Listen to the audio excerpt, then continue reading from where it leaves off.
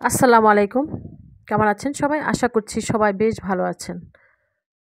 আমার মাও আজকে অনেক বেশি খুশি নতুন বই হাতে পেয়ে।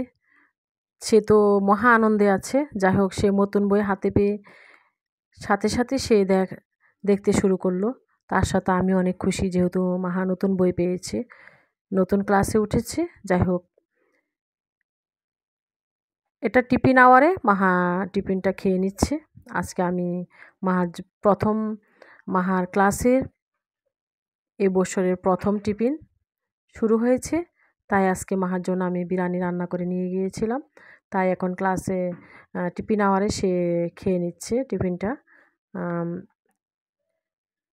খুব মজা করে খেয়ে নিচ্ছে।